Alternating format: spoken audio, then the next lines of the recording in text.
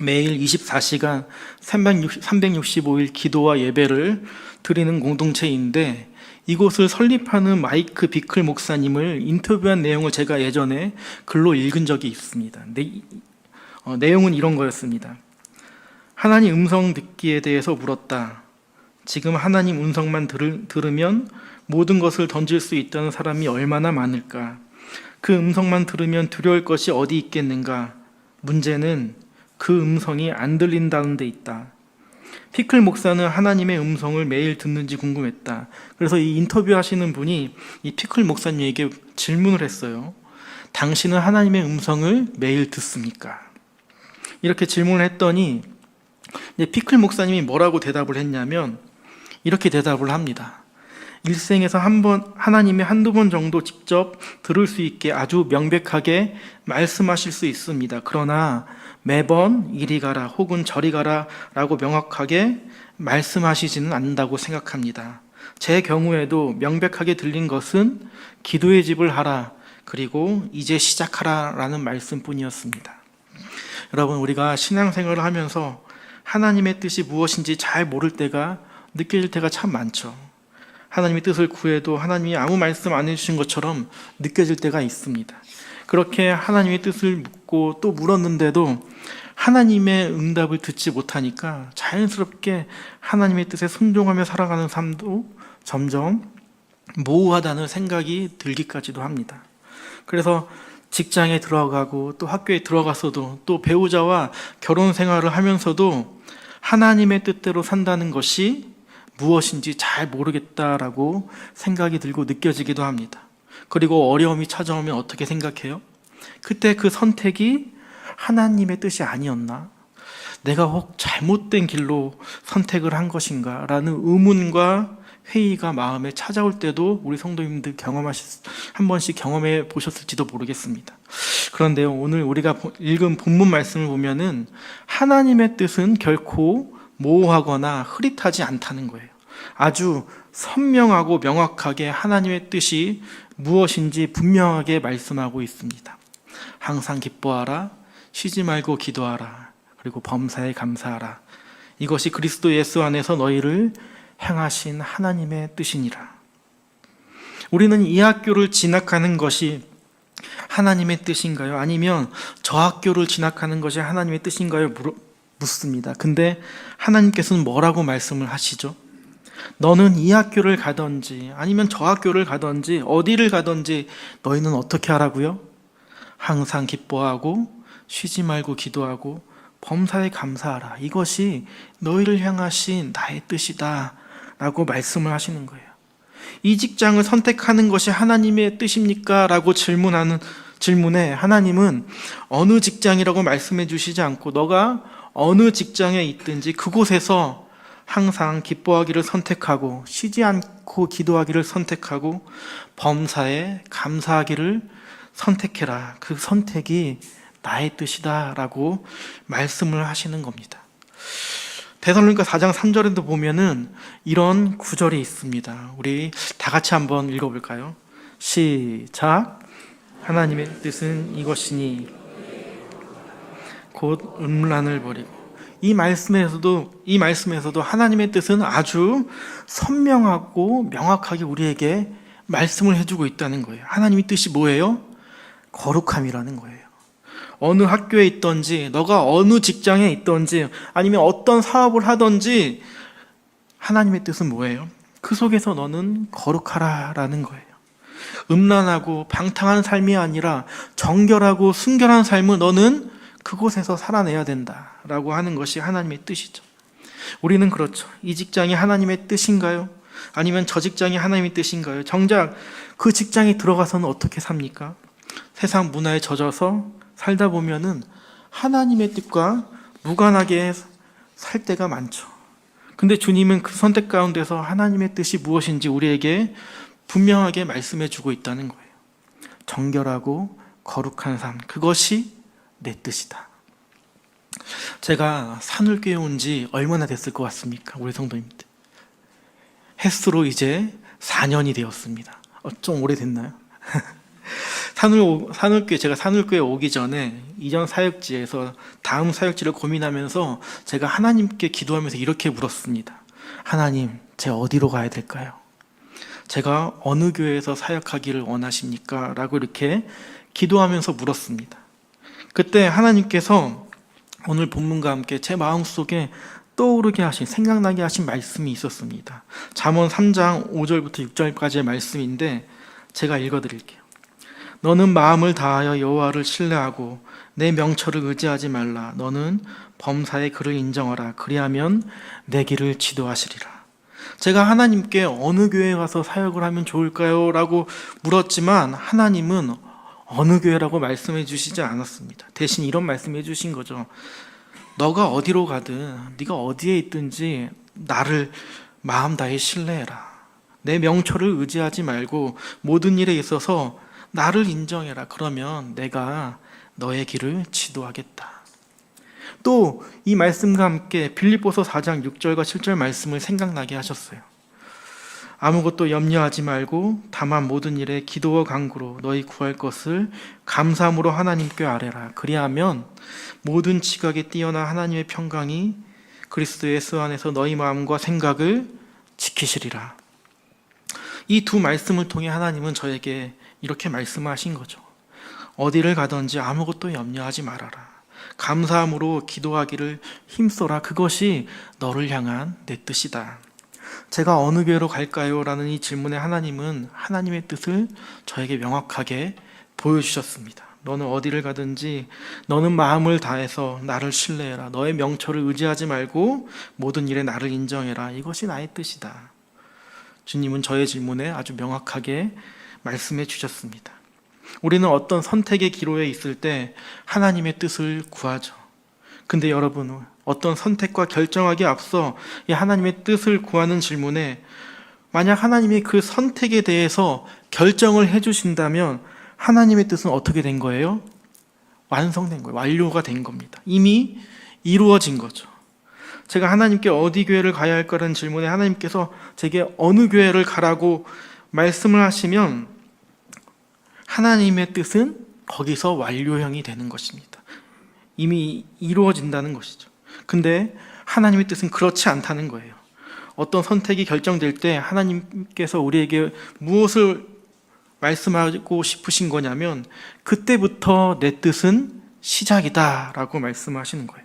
우리가 어느 직장에 있든지 어느 학교에 있든지 어디서 무엇을 하든지 거기 있는 동안 하나님의 뜻은 계속해서 진행되고 있다는 겁니다. 너가 있는 그곳에서 항상 기뻐해라. 너가 있는 그곳에서 쉬지 말고 기도해라. 그리고 범사에 감사하라. 그곳에서 거룩한 삶을 살아라. 너의 마음을 다해서 온 마음으로 하나님을 신뢰해라. 너가 있는 그곳에서 너의 명철함을 의지하지 말고 하나님을 인정함으로 감사함으로 기도해라. 이 하나님의 뜻은 우리가 있는 직장과 학교와 가정에서 이 하나님의 뜻은 계속해서 진행이 되고 있는 거죠. 여러분, 우리가 중요한 선택을 하기 전에 하나님의 뜻을 물어요. 그런데 그곳이 어디가 되든 결정이 되면 문제는 어디에 있을까요?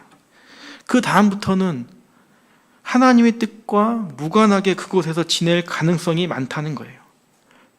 그런데 하나님의 뜻은 그렇지 않다는 거예요. 어떠한 환경에서도 어떠한 상황 속에서도 하나님의 뜻을 이루며 살아가라는 겁니다. 그런데 제가 여기서 아주 중요한 영적인 의미를 발견하게 됐어요. 어떤 자리에 있든지 간에 어떤 환경에서도 우리가 먼저 하나님의 뜻에 순종하며 살아가기로 시작하면요, 그때부터 하나님은 우리의 길을 여신다는 거예요. 그때부터 하나님은 우리의 인생을 인도해 주신다는 겁니다.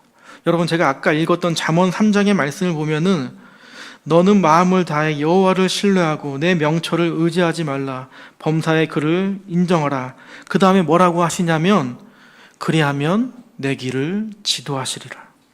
우리가 어떤 길로 가야 할지 하나님께서 우리를 지도해 주시겠다고 약속하신 거예요.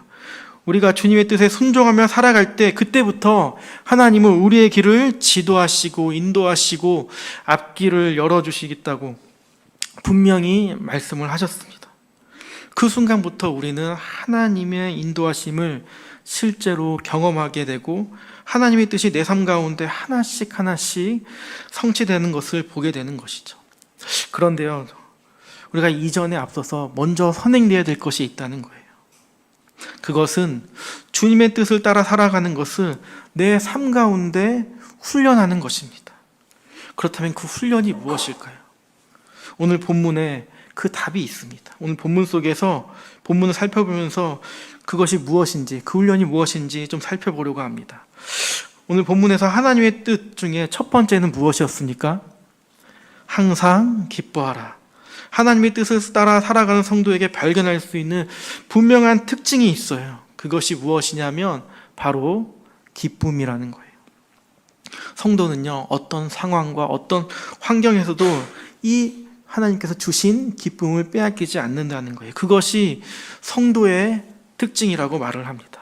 그런데 여러분, 우리는 어때요? 항상 기뻐하며 살아가십니까? 제가 기뻐하세요라고 하면 우리 성도님들 뭐라고 답하실 수 있으시겠어요? 뭐 기쁜 일이 있어야 기쁘죠. 아니면 요즘 기쁘기는커녕 너무 우울합니다. 자꾸 낙심도 되고 이런 마음 때문에 괴롭습니다라고 말하실 수도 있을 것 같아요. 그런데 하나님의 뜻은 뭐예요? 항상 기뻐하라고 말씀을 하시는 거죠. 어떻게 우리가 항상 기뻐하는 삶을 살아갈 수 있을까?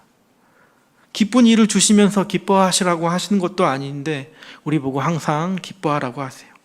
어떻게 하면 이 하나님의 뜻을 따라 살아갈 수 있는 걸까요? 하나님의 뜻에 순종하며 항상 기뻐하는 삶을 살기 위해서는 우리에게 한 가지의 훈련이 필요합니다. 그러면 어떤 훈련을 해야 될까요? 어떤 훈련이냐면 항상 하나님을 바라보는 훈련을 해야 되는 것이죠. 우리가 주로 언제 우울해지나요? 무기력한 자기 자신을 볼 때 우울해지지 않습니까? 늘 실패하고 좌절하는 나를 바라볼 때 우울해져요. 또 우리가 언제 낙심합니까? 나를 둘러싸고 있는 여러 환경들, 또 여러 가지 문제들, 경제적인 어려움, 또 건강의 문제, 또 관계의 갈등, 여러 가지 문제들, 이런 것들을 바라보면 우리 성도님들 어떠신가요? 기쁘신가요? 아니죠. 오히려 우리 안에 있는 기쁨마저 잃어버리고 마는 것이죠. 한없이 우울해지고 슬퍼지고 낙심하는 게 우리의 모습이라는 거예요. 우리가 잘 알고 있는 우리 하박국 선지자를 보면은 지금 하박국 선지자는 절망적인 상황에 놓여 있습니다. 하박국 3장 16절에 보면 이렇게 기록을 합니다. 내가 들었으므로 내 창자가 흔들렸고 그 목소리로 말미암아 내 입술이 떨렸더라. 무리가 우리를 치러 올라오는 환난 날을 내가 기다림으로 썩이는 것이 내 뼈에 들어왔으며 내 몸은 내 초소에서 떨리는도다. 여러분, 지금 하박국 선지자가 처한 상황이 어떤 상황이에요? 16절에 말씀하는 여기서 무리는 바벨론 제국입니다. 적국 바벨론이 이제 이스라엘을 침공하려고 큰 군대를 이끌고 곧 쳐들어온다는 소식을 이 하박국 선지자가 들은 거예요. 이 소식을 들은 하박국 선지자의 마음 상태가 어땠어요? 그의 창자가 흔들렸고 입술이 떨리고 뼈가 썩는 것 같고 온몸이 떨리는 두려움에 사로잡혔다라고 고백을 합니다.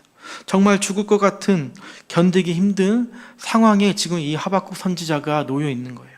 우리도 이 하박국 선지자와 같이 이런 생각이, 이런 마음이 들 때가 있지 않습니까? 도저히 감당할 수 없을 것 같은 어려움과 두려움이 밀려와 마음이 흔들리고 몸과 마음이 지쳐버리는 순간들 다 한 번씩 경험해 보셨을 겁니다. 그런데요, 이러한 극한의 상황 속에서 하박국 선지자가 어떻게 반응하는지를 우리는 눈여겨볼 필요가 있다는 거예요. 우리 하박국 3장 그 다음 구절인데 하박국 3장 17절 18절 다 같이 한번 읽어보겠습니다. 시작.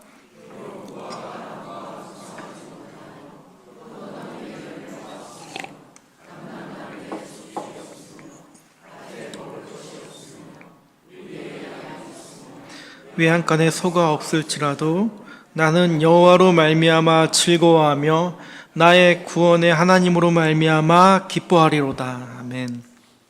전쟁이 임박한 상황이고 경제적으로는 극심한 궁핍 가운데 있었습니다. 무화과 나무는 죽어가고 있고요, 열매가 없고 우리의 양이 없고 외양간에 소도 없습니다. 이런 상황 속에서 하박국 선지자는 지금 무엇을 말하고 있어요? 기쁨과 즐거움을 말하고 있어. 어떻게 그럴 수 있죠? 지금 너무나도 절망적이고 희망을 볼 수 없는 상황입니다. 이 상황에서 하박국 선지자가 어떻게 즐거워하고 어떻게 기쁨을 얘기할 수 있겠습니까?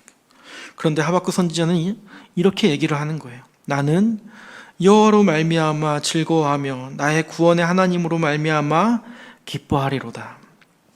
여러분, 하박국 선지자가 즐거워하고 기뻐할 수 있었던 이유가 누구 때문이라고요? 나의 구원의 하나님 때문이라는 거예요. 지금 하박국 선지자는 이 극한의 환경 속에서 누구에게 시선을 두고 있는 거예요? 하나님에게 시선을 두고 있는 거예요. 하박국 선지자가 지금 이 상황 속에서 기쁨을 잃어버리지 않을 수 있는 비결이 뭔지를 우리에게 말해주고 있는 거죠. 그는 자기 자신의 시선을 하나님에게 고정하고 있다는 겁니다. 이 절망적인 상황에 시선을 두면은 당연히 절망할 수밖에 없어요. 환경에 시선을 고정시키고 있으면 기뻐할 사람이 누가 있겠습니까? 그런데 하박국 선지자는 이 문제를 바라보지 않고 하나님을 지금 바라보고 있다는 거예요. 그렇기 때문에 자신이 절망하거나 우울하거나 사로잡히지 않고 오히려 즐거워하고 기뻐할 수 있었다고 말을 합니다. 우리가 오늘 말씀 속에서 항상 기뻐하라는 이 말씀의 뜻을 오늘 하박국 선지자를 보면서 다시 한번 생각해 보면, 항상 기뻐하라는 것은 항상 누구를 바라보라는 거예요? 항상 하나님을 바라보라는 거예요. 항상 하나님을 묵상하라는 거예요. 항상 하나님을 생각하라는 것입니다. 그러면 그 하나님으로 인해 즐거워할 수 있고 그 구원의 하나님으로 말미암아 기뻐하는 삶을 살 수 있다는 거예요. 그리고 그 기쁨을 잃어버리지 않을 수 있다는 겁니다. 성도는 어떤 사람들입니까? 성도는 항상 하나님을 바라보는 사람들입니다. 항상 하나님의 약속을 믿고 사는 사람들이에요. 그런데 우리 주위에도 보면은 항상 문제를 보고 있는 사람들이 있어요. 그런 사람들을 보면 어때요? 늘 우울하고 걱정과 근심이 있고 낙심과 절망이 가득합니다. 하나님을 바라보지 못하고 늘 문제에 사로잡혀 있기 때문에 그 마음속에 기쁨을 누릴 수가 없는 거예요. 그런데 하박국 선지자는 말합니다. 구원의 하나님을 바라봐라. 그를 생각해라. 우리가 왜 즐거워할 수 있고 왜 기뻐할 수 있는가? 우리는 구원의 하나님이 계시기 때문이다. 그 하나님이 나의 즐거움과 나의 기쁨이다. 하나님을 생각하는 사람들은 그 안에 기쁨이 있다는 거예요. 우리를 구원하신 예수 그리스도의 사랑과 그 하나님의 은혜를 생각하면 우리 가운데 기쁨이 넘치고 평안해지는 것이죠. 그래서 여러분, 우리는 항상 무엇을 교정하는 훈련을 해야 될까요? 우리의 시선을 하나님께로 향하는 훈련을 해야 되는 것이죠. 어디에 시선을 두느냐에 따라 우리는 전혀 다른 모습으로 살아가는 거죠. 우리 사랑하는 성도님들, 우리의 시선을 하나님께로 고정할 수 있기를 간절히 소망합니다. 우리가 지금 이렇게 예배드리는 시간, 이 시간은 어떤 시간일까요? 바로 우리의 시선을 하나님께로 향하는 시선인 거죠. 세상 속에 바쁘게 살아가다 보면은 수많은 문제와 걱정들 앞에서 하나님을 바라보던 우리의 시선이 점점 흐트러질 때가 많죠. 그러면 자연스레 주님이 주시는 기쁨과 평안에서도 점점 멀어지고 우리 안에 불안과 두려움이 밀려 들어오고는 하죠. 그래서 우리는 이 예배 시간이 참 중요한 시간인 것입니다. 세상의 문제들 때문에 흐트러진 시선들을 다시 하나님께 시선을 고정하는 시간이기 때문에 이 예배가 너무나도 중요한 것이죠. 베드로가 풍랑을 뚫고 무리를 걸어오시는 예수님을 발견했습니다. 그리고 이 베드로도 예수님을 의지해서 물 위로 걸어갑니다. 예수님께 시선을 두었을 때 이 베드로는 물 위를 걷는 기적을 체험했어요. 그런데요, 여기서 문제가 생기죠. 베드로가 거센 바람과 파도 치는 바다를 보기 시작합니다. 그러니까 베드로 마음에 무엇이 들어와요? 두려움과 불안이 밀려들고, 그래서 믿음이 약해집니다. 그래서 어떤 일이 벌어지나요? 순식간에 물속에 빠져들기 시작한 거예요. 베드로가 지금 무엇을 놓친 거예요? 시선을 놓친 거예요. 예수님을 바라보던 시선을 놓친 겁니다. 우리 사랑하는 성도님들, 우리는 무엇을 훈련을 해야 될까요? 우리가 주님께 시선을 고정하며 살아가는 것을 훈련을 해야 되는 것이죠. 여러분, 아까 예배 자리가 왜 중요하다고 말씀드렸죠? 이 예배의 시간은 우리의 시선을 다시 하나님께로 시선을 교정하는 시간이에요. 그래서 이 예배가 우리의 생명처럼 중요한 거죠. 세상의 여러 문제들 때문에 시선이 막 흐트러져 있을 때 우리가 예배하면서 서로 권면하는 거예요. 우리 하나님을 바라봐야 돼. 우리 하나님께 우리의 시선을 고정해야 돼. 그분께만 고정하면, 그분만 따라가면 돼. 아무리 거센 풍랑이 불고 파도가 친다 하더라도 그분을 바라보고 따라가면 결코 물에 빠지지 않아.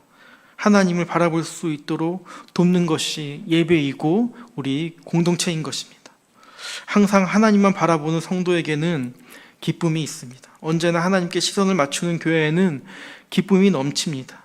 우리가 그렇게 하나님께 시선을 고정할 때 비로소 우리가 기뻐할 수 있게 되고, 그것이 바로 하나님의 뜻을 이루어가는 주님의 백성들의 모습일 것입니다. 우리 사랑하는 성도님들, 우리 모두가 그런 기쁨의 삶을 살아가면서 하나님의 뜻을 이루어가는 주님의 귀한 백성들이 되시기를 주님의 이름으로 축복합니다. 그리고 두 번째, 하나님의 뜻이 무엇이었습니까? 쉬지 말고 기도하라는 것입니다. 이것이 하나님의 뜻이래요.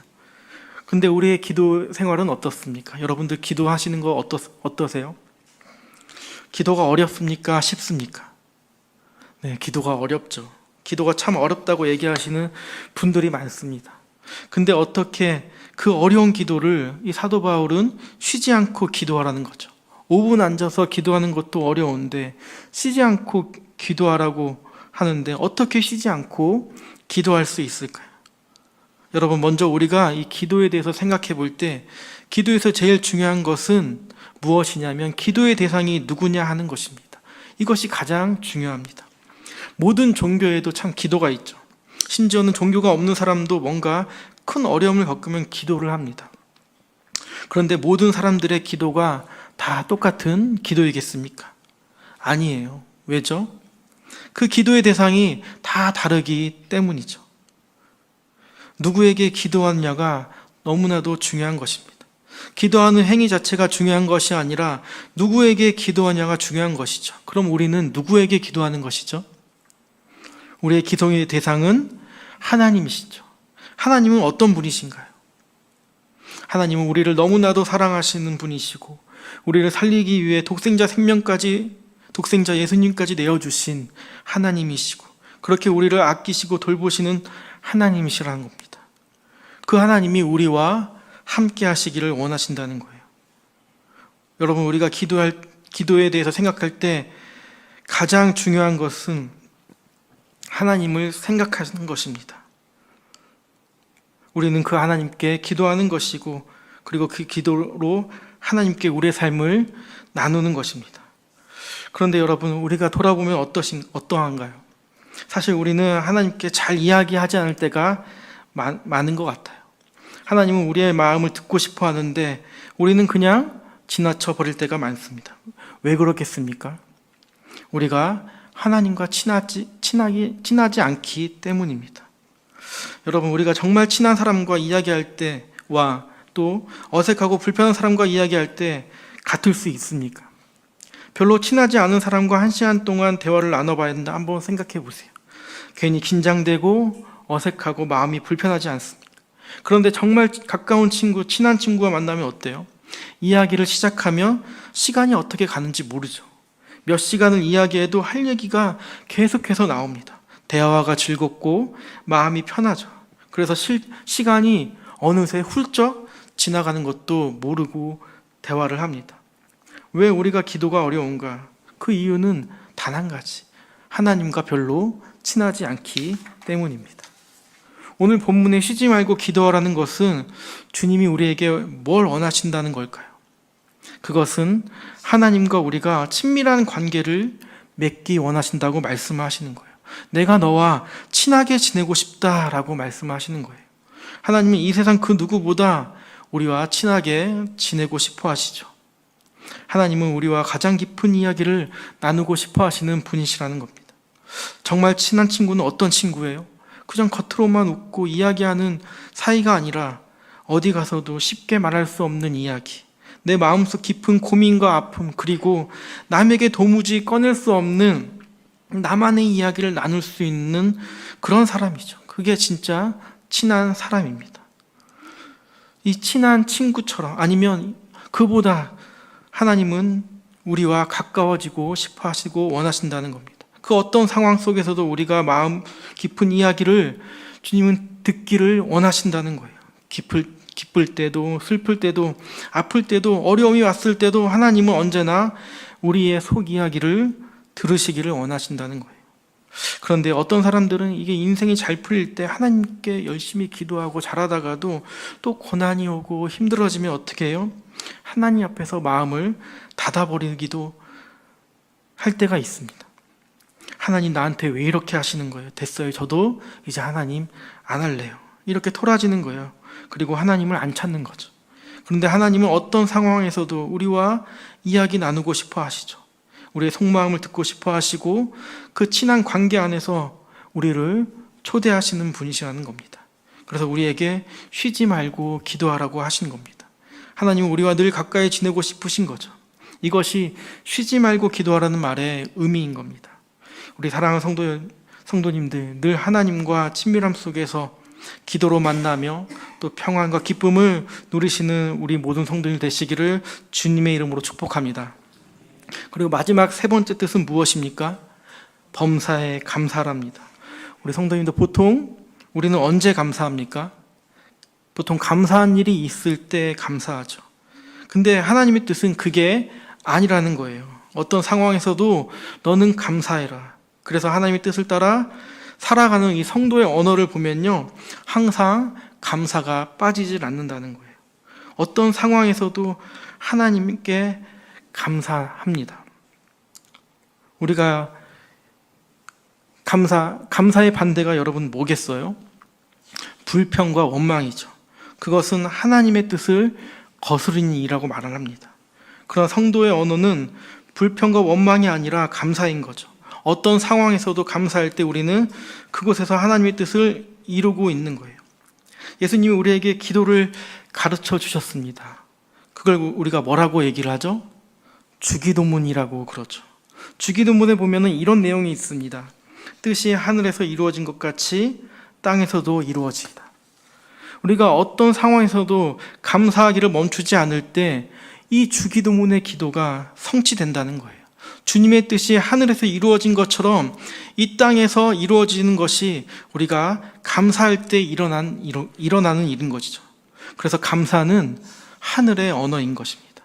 하나님의 뜻이 하늘에서 이루어지는데 하늘에는 어떤 언어들이 가득해요? 불평과 원망이 가득할까요? 아니죠. 감사가 가득한 것이죠. 그래서 우리가 이 땅에서 감사의 말을 할 때 우리는 하늘의 언어를 이 땅 가운데 선포하는 겁니다. 여러분, 감사가 가장 넘쳐야, 이 땅 가운데 감사가 가장 넘쳐야 할 곳이 어디죠? 바로 우리의 가정입니다. 가정은 이 하나님 나라의 작은 모형과 같은 곳이죠. 하나님께서 우리에게 주신 첫 번째 공동체가 바로 가정이지 않습니까? 가정 안에서 감사가 넘칠 때 그곳은 하나님의 뜻을 이루는 자리로 변하게 된다는 거예요. 여러분들, 가정에서 자주 듣는 말이 어떤 말인가요? 우리는 때로 가정 가까운 사람에게 불편한 감정을 쉽게 털어놓고 또 불평을 하게 되죠. 그런데 하나님께서 우리에게 원하시는 것은 가정 안에서부터 감사가 흘러 넘치기를 원하신다는 거예요. 남편에게, 아내에게, 부모님에게, 자녀에게 감사의 말을 전하는 것입니다. 가정 안에서 감사가 있을 때 하나님의 뜻이 그곳에서부터 이루어지게 되는 것이죠. 그리고 감사가 넘쳐야 할 두 번째 곳은 어디일까요? 바로 교회입니다. 교회는 하나님의 나라의 모델하우스와 같은 곳이죠. 하나님의 나라에 들어가기 전에 먼저 그 나라를 경험하고 미리 맛보는 곳이 이 땅 가운데의 교회입니다. 교회는 하늘의 언어가 넘쳐야 하는 곳이죠. 그래서 감사가 가득한 곳입니다. 하나님의 뜻이 하늘에서 이루어진 것처럼 이 교회에서도 이루어져야 하는 것이죠. 우리의 가정과 우리의 교회 모든 상황 가운데서 가장 많이 들려야 할 언어는 바로 감사의 언어인 것입니다. 그것이 바로 하나님의 뜻이라고 오늘 우리에게 말씀을 해주고 있다는 것입니다. 우리 사랑하는 성도님들, 오늘 하나님은 우리에게 항상 기뻐하라, 쉬지 말고 기도하라, 범사에 감사하라고 말씀하셨습니다. 다시 말해 항상 하나님을 바라보고 시선을 주님께 두고 이 세상에서 가장 친밀한 그 교제를 이 하나님과 나누고 어떤 상황에서도 감사하며 살아가는 이들은 하나님의 뜻이 하늘에서 이루어진 것 같이 이 땅 가운데서도 이루며 살아가는 일이라고 성경은 말씀하고 있다는 것입니다. 이런 귀한 은혜가 우리 모든 성도님들 삶에 가득하게 열매 맺기를 주님의 이름으로 간절히 축복합니다. 기도하시겠습니다.